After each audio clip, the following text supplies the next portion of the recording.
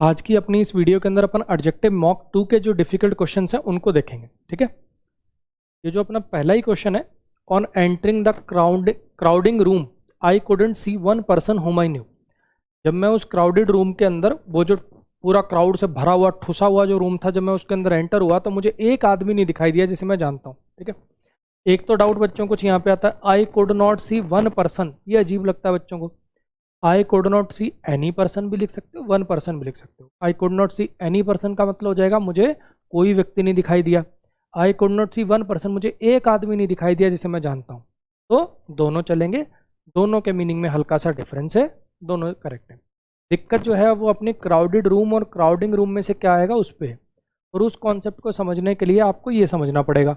जैसा मैंने एक्सप्लेनेशन में भी लिखा कि एडवांस वर्ब से रिलेटेड बात है, तो अभी अगर समझ में आ जाए तो बहुत अच्छी बात है, नहीं समझ में आया तो कोई बात नहीं, एडवांस वर्ब में और क्लैरिटी आ जाएगी। देखो, मैंने आपको प्रोनाउन चैप्टर के बीच में बेसिक्स में प्रेजेंट पार्टिसिपल और पास्ट पार्टिसिपल पढ़ाए कि V1 प्लस ING जो है वो एडजेक्टिव की तरह से काम कर लेती है, V3 भी एडजेक्टिव की तरह से काम कर लेता है, दोनों एडजेक्टिव बन जाते हैं।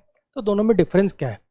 दोनों में डिफरेंस ये है कि जब V1 प्लस ING लगाते हो, है ना, तो जिस नाउन के साथ लगाते हो वो नाउन इसका डूअर होता है। जैसे फ्लाइंग बर्ड्स, उड़ते पक्षी, क्राइंग चाइल्ड, रोता हुआ बच्चा, रनिंग हॉर्स, भागता हुआ घोड़ा, कुछ याद आ रहा है? हॉरिफाइंग मैन, ऐसा आदमी जो हॉरिफाई कर दे, जो डरा दे, डरावना आदमी, हाँ कि ना। लेकिन अगर आप V3 लिखते हो, जब आप V3 को एडजेक्टिव बनाते हो, पास्ट पार्टिसिपल बनाते हो, तो वो नाउन जिसके लिए आप इसको लगाते हो वो रिसीवर होता है। जैसे रिटन इंस्ट्रक्शंस, लिखी गई इंस्ट्रक्शंस, इंस्ट्रक्शंस किसी को नहीं लिख रही हैं, लिखी गई इंस्ट्रक्शंस, गिवन इंस्ट्रक्शंस, दी गई इंस्ट्रक्शंस, इलेक्टेड मेंबर्स, चुने गए मेंबर्स, मेंबर्स किसी को नहीं चुने, चुने गए मेंबर्स, मेंबर्स को चुना गया है। यूज्ड कार, कार किसी को यूज नहीं करी है, यूज्ड कार, इस्तेमाल करी गई कार, सेकंड हैंड कार। समझ आया? ऐसे यहाँ पर जब मैंने लिखा हॉरिफाइड मैन, तो अब इसका मतलब आदमी किसी को नहीं डरा रहा, इसको किसी ने डरा दिया है, डरा हुआ आदमी। हॉरिफाइंग मैन, डरावना आदमी जो किसी को डरा दे, हॉरिफाइड मैन, डरा हुआ आदमी। सेम ऐसे ही अगर मैं कहूँ इलेक्टिंग मेंबर्स, यानी ऐसे मेंबर्स जो किसी को इलेक्ट करेंगे, है ना। जैसे आपने पॉलिटी के अंदर राष्ट्रपति का चुनाव पढ़ा होगा, है ना, कि अच्छा ये इतने परसेंट ये यहाँ से निकलता है, इतने परसेंट ये लोग चुनते हैं, इतने ऐसे चुनते हैं। तो जो चुनेंगे, ऐसे मेंबर जो किसी को चुनेंगे, तो इलेक्टिंग मेंबर्स। और चुने गए मेंबर्स, मान लो मैं कहूँ ये जो MLA चुन के आए हैं इस साल के, इलेक्टेड मेंबर्स। समझ आया? V1 प्लस ING जब किसी नाउन के साथ लगेगा तो वो नाउन उसका डूअर होगा, और V3 जब लगेगा तो वो नाउन उसका रिसीवर होगा। क्लियर हुआ? अब आप खुद, अगर आपको ये बात समझ में आई है तो आप सोच के बताओ यहाँ कौन सा लगेगा दोनों में से। हाँ जी, कन्फ्यूजिंग क्वेश्चन का मतलब हो जाएगा क्वेश्चन जो कन्फ्यूज कर दे। V1 प्लस ING जब लगाओगे तो ये नाउन इसका डूअर होगा, यानी ऐसा क्वेश्चन जो कन्फ्यूज कर दे। और कन्फ्यूज्ड क्वेश्चन का मतलब हो जाएगा ऐसा क्वेश्चन जो कन्फ्यूज्ड है। क्वेश्चन खुद कभी कन्फ्यूज होगा? इंसान तो देखो दोनों टाइप का हो सकता है। अगर मैं यहीं पे मैन लिख देता तो दोनों बातें हो सकती हैं। ऐसा आदमी भी हो सकता है जो औरों को कन्फ्यूज कर देता हो, और ऐसा आदमी भी हो सकता है जिसे किसी ने कन्फ्यूज कर रखा हो। तो कन्फ्यूजिंग मैन और कन्फ्यूज्ड मैन दोनों चल जाएंगे। लेकिन क्या क्वेश्चन के साथ ये बात चल सकती है, क्वेश्चन कन्फ्यूज होगा कि क्वेश्चन कन्फ्यूज करेगा? तो यहाँ तो 100% यही आएगा। मेरी बात आ रही है समझ में? हाँ जी। तो डिपेंड करता है कि आगे क्या लगा रखा है आपने, डिपेंड करता है कि आगे क्या लगा रखा है, उस अकॉर्डिंग चलता है। कई बार दोनों ठीक हो जाते हैं, कई बार एक ही ठीक हो पाता है। अब जैसे यहाँ पे, अब मुझे बताओ, रूम कुछ भीड़ कर रहा है कि रूम में भीड़ है? रूम कहीं भीड़ मचा रहा है कि रूम के अंदर भीड़ मचा दी गई है? बोलो। तो रूम कहीं जाके भीड़ नहीं मचा रहा, रूम में लोगों ने भीड़ मचा दी है। रूम क्राउड होने का रिसीवर है, तो यहाँ पे क्राउडेड आएगा, पास्ट पार्टिसिपल आएगा, V3 आएगा। क्लियर हो गया? इस पर ही शॉपकीपर ने कहा था कि वो नहीं लेगा 300 रुपये से कम इस घड़ी के लिए। जैसे होता है ना, कोई घड़ी आपने देखी, मोल भाव करने लगे, है ना, तुम कह रहे हो 200 की लगा लो अंकल, वो कह रहा 500, फिर करते करते तुम 250 तक आए, वो इधर से करते करते 400, 350, फिर उसने कहा लास्ट एक दाम, इससे नीचे 1 रुपया नहीं, लेना हो तो लो, नहीं तो खिसको 300 रुपये। ठीक है, तो शॉपकीपर ने कहा था वो 300 रुपये से नीचे एक्सेप्ट नहीं करेगा उस घड़ी के लिए, उस घड़ी के लिए वो 300 रुपये से कम नहीं लेगा। ठीक है, अब इसकी एक्सप्लेनेशन में मैंने लिखा कि कुछ ऐसे वर्ड होते हैं, आपने देखी होगी एक्सप्लेनेशन, उसमें मैंने लिखा कि कुछ ऐसे वर्ड जो टाइम को, वेट को, वैल्यू को, लेंथ को दिखाते हैं, जब टाइम, वेट, वैल्यू, लेंथ को दिखाने वाले जो वर्ड्स होते हैं वो सिंगल यूनिट की तरह से काम करे तो उन्हें अनकाउंटेबल के जैसा ट्रीट किया जाता है। इसलिए यहाँ पे नो लेस देन के अंदर कोई दिक्कत नहीं। होता क्या, बच्चों को ऐसा लगता है, जैसे मैंने पिछले मॉक की डिस्कशन में पढ़ाया था, वो सेंटेंस था ना, no fewer than thousands of audience, ऐसा कुछ करके था, है ना, थाउजेंड्स ऑफ स्पेक्टेटर्स ऐसे करके। तो वहाँ पे मैंने पढ़ाया था कि थाउजेंड्स ऑफ स्पेक्टेटर्स है तो काउंटेबल होगा, काउंटेबल होगा तो नो फीवर देन आएगा। वही बात बच्चा यहाँ पे सोचता है कि 300 रुपीज़ ये तो काउंटेबल है, काउंटेबल है तो फिर यहाँ पे नो फीवर देन आ जाना चाहिए। लेकिन ध्यान रखना, ऐसे वर्ड जो टाइम को दिखाएं, जैसे नो लेस देन 2 आवर्स ऐसे करके, नो लेस देन 5 आवर्स ऐसे करके, समझ आया। या फिर वैल्यू को दिखाएं, no less than 3000 rupees, no less than 5000 rupees ऐसे करके। टाइम हो गया, वैल्यू हो गया, वेट हो गया, no less than 100 kg, length हो गया नो लेस देन 10 किलोमीटर्स ऐसे करके। ये वाले जो वर्ड हैं टाइम, वेट, वैल्यू, लेंथ वाले, इनके साथ आप याद रखिएगा, इनको अनकाउंटेबल की तरह से ट्रीट किया जाता है जब ये किसी एक चीज़ की बात कर रहे होते हैं। जैसे यहाँ किसी एक पर्टिकुलर घड़ी के दाम की बात हो रही है, वो एक यूनिट की तरह से यूज़ किया जा रहा है, तो यहाँ पे नो लेस देन में कोई दिक्कत नहीं है। इसी बात को समझाने के लिए मैंने आपको 2 सेंटेंस दिए थे। जैसे ये सेंटेंस है, देखो 5 किलोमीटर से एक लंबा डिस्टेंस है पैदल चलने के हिसाब से। पैदल के हिसाब से देखें तो 5 किलोमीटर एक लंबा डिस्टेंस है। ये ए आर्टिकल से यहाँ पे हिंट मिल रहा है कि ये सिंगल यूनिट की तरह से ट्रीट किया जा रहा है, इसलिए इज आएगा। लेकिन अगर मैं इसी सेंटेंस में ऐसे लिख देता, अगर मैं इसी सेंटेंस में मान लो ऐसे लिख दूँ, 5 kilometres has slash have been covered by us so far, 5 kilometre cover किए जा चुके हैं हमारे द्वारा अब तक, ठीक। तो यहाँ पे ऐसा कोई हिंट नहीं है ए आर्टिकल या किसी एक पर्टिकुलर चीज़ के दाम, किसी एक पर्टिकुलर चीज़ की लेंथ, ऐसा कुछ बात हो रही है, ऐसा तो कुछ है नहीं। तो यहाँ पे तो सिंगल यूनिट की तरह से यूज़ नहीं हो रहा, यहाँ पे फिर इसको प्लूरल मान लेंगे। क्लियर होगी इतनी बात। टाइम, वेट, वैल्यू, लेंथ को दिखाने वाले वर्ड अगर आपको लगे किसी एक पर्टिकुलर चीज़ को रेफर करने के लिए यूज़ किए गए हैं तो सिंगल यूनिट मानना, उनको अनकाउंटेबल की तरह से ट्रीट करना, वर्ब वगैरह लगानी हो तो सिंगुलर लगाना। अब यहाँ पे तो ये वैसे भी ऑब्जेक्ट के साथ आया हुआ है, तो यहाँ तो वर्ब का कोई चक्कर ही नहीं है, और वैसे भी मॉडल आया हुआ है तो वर्ब की बेस फॉर्म ही आएगी। कहीं तुम ऐसे मत कर देना यहाँ एक्सेप्ट करने चले जाओ, ये जो no less than, no fewer देना, ये तो ऑब्जेक्ट के साथ आया हुआ है, इस बार वर्ब सिंगुलर वगैरह मत कर लेना, कहीं करने लग जाओ। वर्ब चलती है सब्जेक्ट के साथ, जब सब्जेक्ट बनेगा तब मैंने बात बोली है कि वर्ब सिंगुलर कब लगानी है, प्लूरल कब लगानी है, ठीक है। ये ए आर्टिकल बहुत इंपॉर्टेंट हिंट होता है ऐसे क्वेश्चंस में, जब ऐसे करके सब्जेक्ट वर्ब एग्रीमेंट में भी आते हैं ऐसे सवाल, ऐसे वाले सवालों में ए आर्टिकल बहुत बढ़िया हिंट होता है। वो इतनी विवर्शियस है, वो इतनी जिंदा दिल है और इतनी एक्सप्रेसिव है, वो इतनी जिंदा दिल है, इतनी एक्सप्रेसिव है कि वो हम सबके लिए बड़ी प्रिय कर ले। कुछ याद आ रहा है वो concept, mister Sharma is a man honest in his dealings, honest man को उठा के आगे लिख गए थे। Solomon was a king famous for his justice, कुछ याद आ रहा है वो कॉन्सेप्ट, बिल्कुल वही वाली बात है। Girl to all of us, वो गर्ल है हम सबके लिए, कि वो लड़की डियर है हम सबके लिए। और आपने सुना होगा you are dear to me, ये टू प्रीपोजिशन से भी हिंट मिल रहा है कि ये जो फ्रेज आपने लिखा है ये डियर वर्ड के लिए लिखा है, तो जो डियर एडजेक्टिव है ये जाएगा उस फ्रेज के साथ, यानी गर्ल के बाद। क्लियर होगी इतनी बात। अब ध्यान देना, ये गर्ल से पहले जाए चाहे बाद में जाए, बी पार्ट में ही रहेगा। और एक बात और बता दूं, मान लो बाय चांस ये उठ के, अभी के लिए हाइपोथेटिकल सिचुएशन में ये उठ के डी पार्ट में जाना होता, वो भी एरर बी पार्ट में मार्क होता। एरर वहाँ मार्क होता है जहाँ गलती होती है। ये उठ के बी में जाएगा, सी में जाएगा, कि अपनी नानी के घर जाएगा, उससे मतलब नहीं है। हमारा पोर्शन का नाम है एरर डिटेक्शन, गलती को डिटेक्ट करिए। गलती है बी पार्ट में कि इसकी पोजीशन गलत है, ये उठ के कहाँ जाएगा उससे मतलब नहीं है, ठीक है। जब सेंटेंस इंप्रूवमेंट वाले सवाल होते हैं ना, उनमें देखना होता है कि 4 में से ये उठ के सही जगह पे गया है कि नहीं गया। एरर में तो आपको बताना होता है गलती कहाँ है, कौन से पोर्शन में। अच्छा, इस पे आइए। Unless it is accepted to both the parties an arbitrator would be of no use to settle this dispute. अगर ये चीज़ दोनों पार्टीज को एक्सेप्टेबल नहीं है, अगर दोनों पार्टीज इस चीज़ से सहमत नहीं है, तो ये आर्बिट्रेटर जो बेसिकली सेटलमेंट करवाने वाला जो बंदा, मध्यस्थता करवाने वाला जो बंदा है, ये कोई काम का नहीं है इस डिस्प्यूट को सुलझाने के लिए। अगर दोनों बंदे इस बात पर राजी ही नहीं होंगे, कोई बात हो सकती है, या कि हमें आर्बिट्रेटर रखना है कि नहीं रखना, ये बात हो सकती है। मान लो दो बंदों की लड़ाई चल रही है, ठीक है। अब जज ने कहा, बहुत बार कोर्ट खुद ही कह देता है कि इस कोर्ट के आउट ऑफ कोर्ट सेटलमेंट कर लो भाई, इस मुद्दे का ऐसे नहीं सेटलमेंट होगा।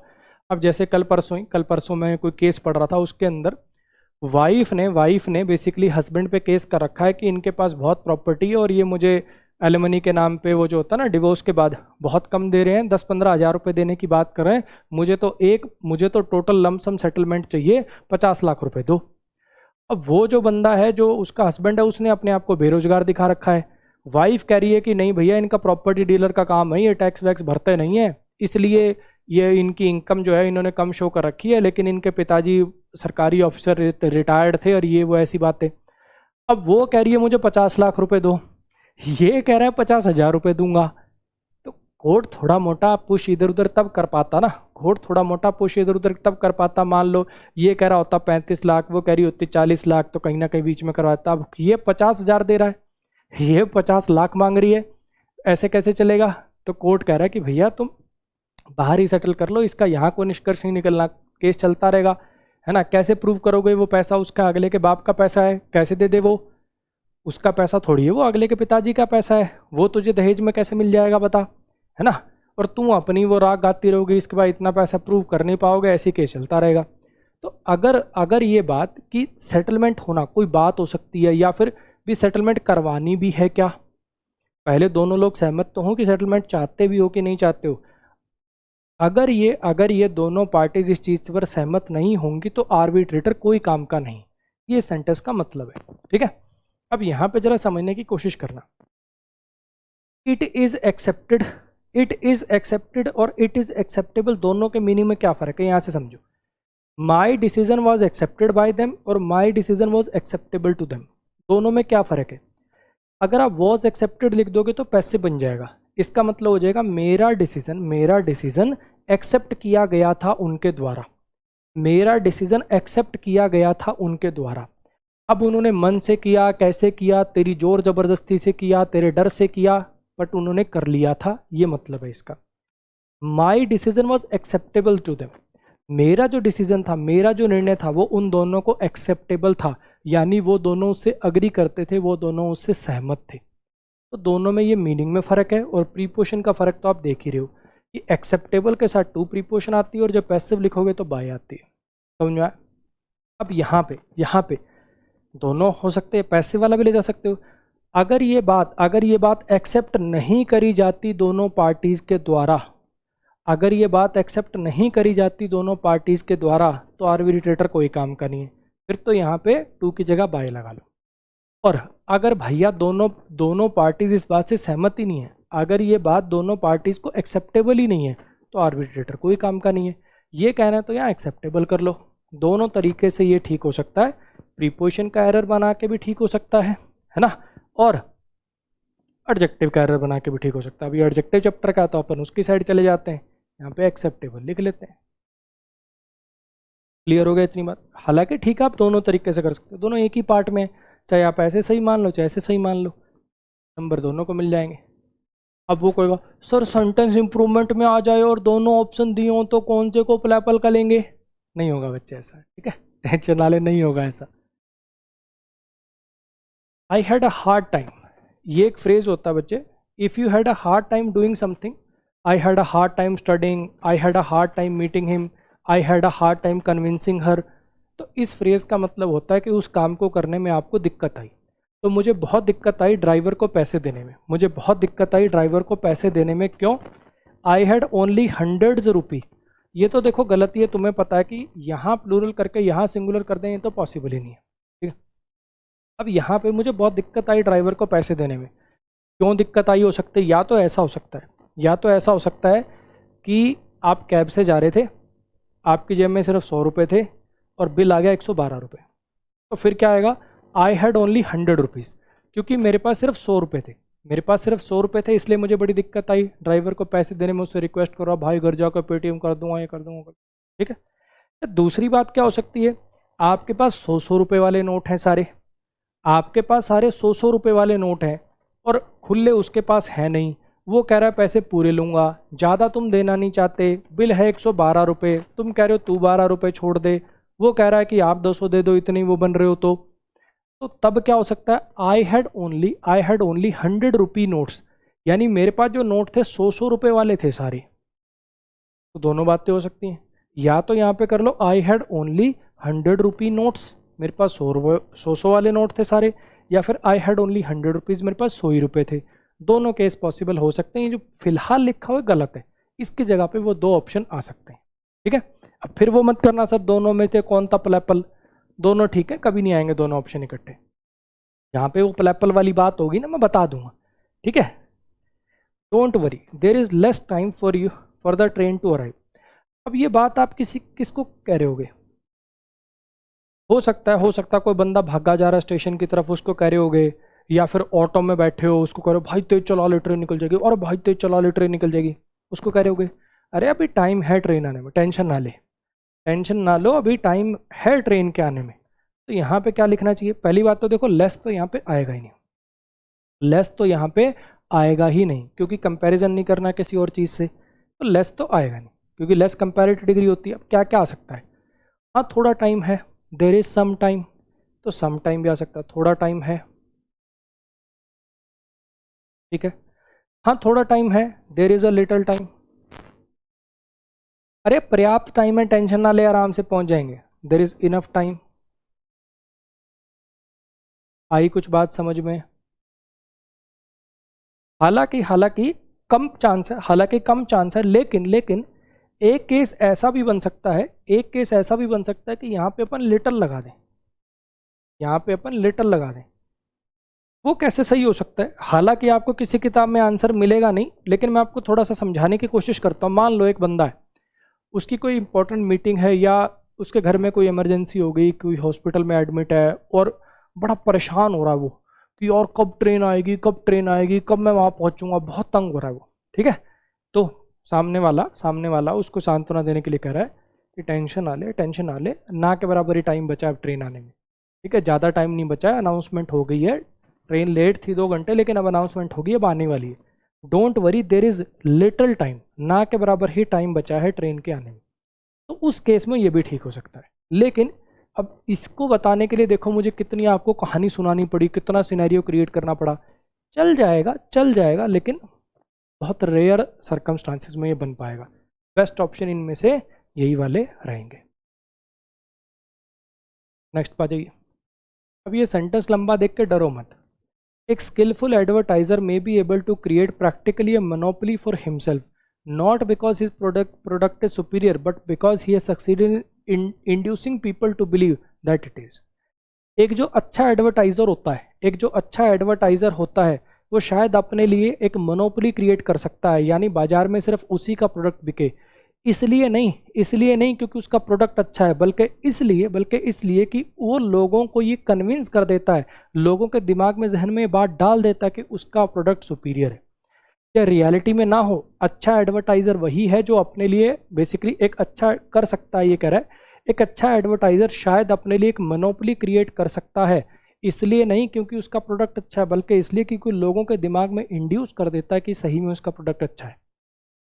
अगर आपको याद हो, superior to, junior to, prior to, preferable to, इनके साथ टू आता है ना, लेकिन टू के आगे कुछ हो तो सही। He is junior to me, he is junior to mister Gupta, हाँ के ना। The quality of these pipes is superior to that of those one. Superior to के आगे कुछ हो तो सही। अब सुपीरियर के आगे क्या है, इसलिए नहीं कि उसका जो प्रोडक्ट है वो सुपीरियर है, बल्कि इसलिए क्योंकि उसने लोगों को मना। किससे सुपीरियर है, कहाँ लिखा हुआ आपके सेंटेंस में, बोलो। क्या सीधा ये नहीं लिख सकते, मैं कहूँ कि माई लैपटॉप इज सुपीरियर, मेरा लैपटॉप सुपीरियर है। मैंने नहीं किया दूसरी चीज़ का जिक्र, मैंने नहीं बताया, इतना लिख के छोड़ दिया माई लैपटॉप इज सुपीरियर, क्योंकि ये सेंटेंस में पीछे क्लियर हो चुका है। ऑब्वियस बात है कि दूसरे किसी के कंपैरिजन में बात करी जा रही है।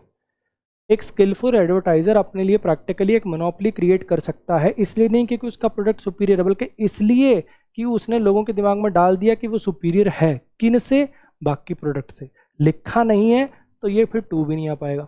अगर उनको लिखते सुपीरियर टू अदर प्रोडक्ट्स वगैरह, ऐसा कुछ। His product is superior to other products, लिखते तो टू आता। अब अगली बात ही नहीं लिख रखी तो टू क्यों आएगा? या तो फिर अदर प्रोडक्ट्स वर्ड आगे यूज करो, हाँ कि ना, या फिर इस टू को ड्रॉप करो। अब आओ इस पे। दीपक ने कहा था कि वो पैक कर लेगा थोड़ी मोटी जितनी चीज़ें हैं उसकी और वो हॉस्टल से चला जाएगा। अब इस सेंटेंस को मैं थोड़ा सा आपको तोड़ के दिखाता हूँ। दीपक सब्जेक्ट है, सैड वर्ब है, यहाँ पे ये दैट कंजंक्शन की मीनिंग वाला, जिसका मतलब की होता, दीपक ने कहा था कि, वो अंडरस्टूड हुआ है। ही सब्जेक्ट है। अच्छा सेंटेंस है भाई, इसको थोड़ा अच्छे से देखना है, कॉन्सेप्ट है इसमें अच्छा, इसको थोड़ा सा अच्छे से देखना है, ठीक है। दीपक सब्जेक्ट है, सैड वर्ब है, यहाँ पे एक दैट कंजंक्शन अंडरस्टूड हुआ हुआ है, जैसा कि आपको क्लास में बताया कि जब दैट कंजंक्शन होती है, की मीनिंग होता है तो वो अंडरस्टूड हो जाती है। ही सब्जेक्ट है, वुड हेल्पिंग वर्ब है, पैक मेन वर्ब है, क्या चीज़ें पैक करेगा, ये थिंग्स को वो पैक कर लेगा, ठीक। जो थोड़ी मोटी चीज़ें उसके पास हैं ये क्वांटिटेटिव एडजेक्टिव बन जाएगा। ही आपका सब्जेक्ट है, हैड यहाँ पर मेन वर्ब है, एंड यहाँ पर वर्ब है, वेकेट भी मेन वर्ब है, दोनों एंड से जुड़ी हुई हैं, और हॉस्टल रूम को वेकेट कर देगा, ये हॉस्टल रूम इसका ऑब्जेक्ट हो गया। द नेक्स्ट ये एडवर्ब ऑफ टाइम बनाने वाला फ्रेज हो गया, एडवर्बियल फ्रेज ऑफ टाइम हो गई, ठीक है। अब यहाँ पे जरा समझने की कोशिश कर रहा। दीपक ने कहा था कि वो पैक करेगा थोड़ी मोटी चीज़ें जो उसके पास थी, ये चीज़ों की विशेषता बताने के लिए क्लॉज है। वो थोड़ी मोटी चीज़ें जो उसके पास थी, ये एडजेक्टिवल क्लॉज है चीज़ों के लिए। और ऑब्वियस बात है कि ऐसा तो है नहीं कि कुछ छोड़ के जाएगा, थोड़ी मोटी जितनी चीज़ें थी ले जाएगा अपनी सारी। तो यहाँ पे आपको समझना पड़ेगा कि द फ्यू आएगा, थोड़ी मोटी जितनी, सारी की सारी वाला मीनिंग अपने को देना है, ठीक है। तो एरर तो इसके अंदर ये कि यहाँ द फ्यू आएगा, एरर तो ये है कि यहाँ द फ्यू आएगा। दूसरा जो कॉन्सेप्ट समझने वाली बात है, सर थिंग्स और ही साथ में कैसे आ गए? यहाँ पे बच्चे दैट रिलेटिव प्रोनाउन अंडरस्टूड हुआ है। कॉन्सेप्ट जो नया आज सीख रहे हो वो क्या सीख रहे हो? दैट कंजंक्शन जब बनता है की मीनिंग, वो तो अंडरस्टूड करना मैंने आपको क्लास में सिखाया ही था। आज एक नई बात छोटी सी और स्टार मार्क करके नोट कर लीजिए कि अगर रिलेटिव प्रोनाउन आपके क्लॉज में, रिलेटिव प्रोनाउन जिस क्लॉज में आया उस क्लॉज में ऑब्जेक्ट की तरह से काम करता है, अगर वो ऑब्जेक्ट की तरह से काम करता है तो वो ऑप्शनल है, आप उसको ओमिट कर सकते हो, वो ओमिटेबल हो जाएगा। ऐसा नहीं कि ओमिट करना है, चाहो तो लिखो, ना चाहो तो ना लिखो। जैसे इस सेंटेंस से समझो, ये सेंटेंस कुछ याद है, ऐसा कुछ करा था, Rajat found the boy whom you were searching, ऐसे करके हमें वो लड़का मिल गया था जिसे तुम ढूंढ रहे थे, ठीक है। वी सब्जेक्ट है, फाउंड वर्ब है, बॉय ऑब्जेक्ट है, इसके लिए एडजेक्टिवल क्लॉज है, हाँ कि ना। इस क्लॉज में अगर आप देख पा रहे हो तो यू सब्जेक्ट है, वर हेल्पिंग वर्ब है, सर्चिंग मेन वर्ब है, ये ऑब्जेक्ट बनना था होम। मेरा कहने का मतलब ये है कि होम आप लिखो चाहे ना लिखो आपकी मर्जी है, होम लिख दोगे तो भी ठीक, ना लिख दोगे तो भी ठीक। होता क्या है ऑक्सफोर्ड वगैरह में ना, ऐसी जो चीज़ होती है जो लिख दें तो भी ठीक, ना लिख दें तो भी ठीक, उसको ऐसे ब्रैकेट में लिखा जाता है, उसको ऐसे ब्रैकेट में लिख देते हैं। यानी अगर यहाँ होम लिख दोगे तो भी ठीक है, ना लिख दोगे तो भी ठीक है। रिलेटिव प्रोनाउन अगर किसी क्लॉज में ऑब्जेक्ट बनने का काम करे तो लिख भी सकते हो और नहीं भी। ये क्लास में नहीं बताई थी बात, ये एक्स्ट्रा बात मैं आपको बता रहा हूँ, ठीक है। ऐसी सेंटेंस में उसने वो बुक गुम कर दी जो उसने कल खरीदी थी। अब यहाँ पे देख पा रहे हो तो ही सब्जेक्ट है, बॉट वर्ब है, ये येस्टरडे एडवर्ब ऑफ टाइम है। अब ये दैट क्या बनना था? ऑब्जेक्ट बनना था अगले क्लॉज में। रिलेटिव प्रोनाउन है, बुक के लिए आया है, बॉट वर्ब का ऑब्जेक्ट बनेगा, कंजंक्शन बनेगा। तो इसको आप लिखो चाहे ना लिखो, बात एक ही है। सेम उसी लॉजिक पे यहाँ पे जो है ना that, Deepak said that he would pack the few things that he had और डायरेक्ट ही हैड दोनों ठीक है। तो यहाँ से आज हमने एक नई बात सीखी कि रिलेटिव प्रोनाउन जो होते हैं, रिलेटिव प्रोनाउन अगर किसी क्लॉज में ऑब्जेक्ट की तरह से काम करें, रिलेटिव प्रोनाउन अगर किसी क्लॉज में ऑब्जेक्ट की तरह से काम करें तो उनको आप ओमिट कर सकते हो, चाहो तो लिखो, ना चाहो तो ना लिखो, आपकी मर्जी होती है, ठीक है। एरर नहीं है, फिर बता दूं, एरर नहीं है। कहीं पेपर में ये लिखा हो तुम कहोगे काट दो एरर है, एरर नहीं है। लिखा हो तो ठीक, ना लिखा हो तो ठीक। इस पर आ जाइए। मैं तुझे मेरे नोट्स दे दूंगा अगर तू वादा करे कि इनको वापस कर देगा संडे तक। ये सेंटेंस का मतलब है, ठीक है। अब यहाँ पे आप देखो करना क्या चाह रहे हो, सेंटेंस को तोड़ूं। आई सब्जेक्ट है, विल हेल्पिंग वर्ब है, गिव मेन वर्ब है, यू इसका इनडायरेक्ट ऑब्जेक्ट है, नोट्स डायरेक्ट ऑब्जेक्ट है। मैं तुझे अपने नोट्स दे दूंगा अगर अगर तू वादा करे, क्या वादा करे, टू रिटर्न। ऑब्जेक्ट है, नाउन है, इन्फिनेटिव है, लेकिन इन्फिनेटिव सेमी वर्ब होते हैं, अर्ध वर्ब होते हैं। आप इसको बनाना चाहते हो ऑब्जेक्ट ऑफ इन्फिनेटिव, नोट्स के लिए लगाना चाहते हो इनको।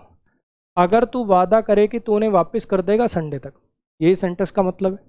मैं तुझे अपने नोट्स दे दूंगा अगर तू वादा करे कि तू उन्हें वापस कर देगा संडे तक। अब दिक्कत क्या है कि जो द सेम वर्ड है ना, इसको हम जनरली एडजेक्टिव की तरह से यूज में लेते हैं। पढ़ा भी है आपने, एम्फेटिक एडजेक्टिव है ना। She is the same girl, ये वही लड़की है। I want the same bag, मुझे तो वही बैग चाहिए, हाँ कि ना। ये जो द सेम वर्ड है ये एडजेक्टिव की तरह से यूज में लिया जाता है नाउन के साथ लगाकर। The same boy, the same girl, the same bag, the same chair, हाँ कि ना। हमें यहाँ पर चाहिए टू रिटर्न इन्फिनेटिव का ऑब्जेक्ट बनने के लिए कोई प्रोनाउन, क्योंकि नोट्स नाउन को तो रिपीट नहीं करेंगे, है ना। तो यहाँ पे आप लिखोगे देम। द सेम तो एडजेक्टिव की तरह से काम करता है। मुझे यहाँ पे नोट्स का दोबारा जिक्र करना है। मैं तुझे अपने नोट्स दे दूंगा अगर तू वादा करे तो उन्हें वापस कर देगा। अब काफ़ी बच्चों की दुनिया अलग है, वो सोचते हैं कि देम कभी नॉन लिविंग के लिए आता नहीं। मान लो काफ़ी सारे ऐसे फूल पड़े हैं या काफ़ी सारे खत पड़े हैं। अरे ये किसने भेजे, Rahul sent them for you, Rahul ने भेजे थे ये तुम्हारे लिए। अपने दिमाग से पता नहीं कहाँ पढ़ाया जा रहा है कि देम नॉन लिविंग के लिए नहीं आता। बच्चे अपने दिमाग से निकाल लो इन बातों को, ठीक है। देम नॉन लिविंग के लिए आता है, धड़ल्ले से आता है। नॉन लिविंग की बात करनी है, सिंगुलर हो तो इट लगा लिया करो, प्लूरल हो तो देम ही लगाओगे, और क्या लगाओगे। बहुत सारे बैट्स पड़े हैं, ठीक है, बहुत सारे बैट्स पड़े हैं, ठीक, क्रिकेट वाले बैट। अब उनके लिए क्या 10 पड़े होंगे तो भी इट लगा दोगे, क्या लगाना पड़ेगा, देम लगाना पड़ेगा, हाँ के ना। तो ध्यान रखिएगा द सेम एडजेक्टिव होता है। मुझे यहाँ पर इस इन्फिनेटिव का ऑब्जेक्ट बनने के लिए नोट्स की जगह पे आने के लिए एक प्रोनाउन चाहिए था, तो मैंने देम लगा लिया। इसके साथ आपके एडजेक्टिव मॉक 2 के जो डिफिकल्ट क्वेश्चंस हैं वो भी डिस्कस हो गए, ठीक है। फिर भी अगर कोई डाउट वगैरह हो तो आपको पता ही है, आपके पास व्हाट्सएप नंबर है, आप वहाँ पे पूछ सकते हो, ठीक। वैसे मुझे लगता है अब ज़रूरत बची नहीं होगी, ठीक है जी। इसको देख लीजिए। और एक बार मैं फिर बता दूं, क्लासेस में भी बोलता हूं, बच्चे अगर फर्स्ट टाइमर को पहली बार में 40-50% भी वो अपने आप कर लेता है तो that is more than sufficient. इतना ही कर पाते हैं सब, बिल्कुल डीमोरलाइज नहीं होना है, ऐसे लगातार पढ़ते रहिए। मैथ में भी तो इतने ही होते हैं यार। मैथ में कोई चैप्टर पढ़ते हो, बिना सॉल्यूशन देखे, बिना कुछ टच किए अपने आप से 50-60%, 40-50-60 इतने तो होते हैं। यहाँ तो बल्कि दिक्कत हो रहा है, एक ही सेंटेंस में सब कुछ है, नाउन प्रोनाउन एडजेक्टिव एडवर्ब सब कुछ है। कितनी चीज़ों पे ध्यान डेविएट हो सकता है। वहाँ तो एक चैप्टर की प्रैक्टिस में वही चैप्टर होता है, तो यहाँ इतनी उम्मीदें क्यों है कि यहाँ एक बार में 100% होनी चाहिए। बोले बोले यहाँ भी बढ़ जाएंगे, है पेशेंस, ठीक है। पेशेंस रखिए, धीरे धीरे बढ़ते हुए चले जाएंगे, ठीक है जी। आज के लिए बाय बाय।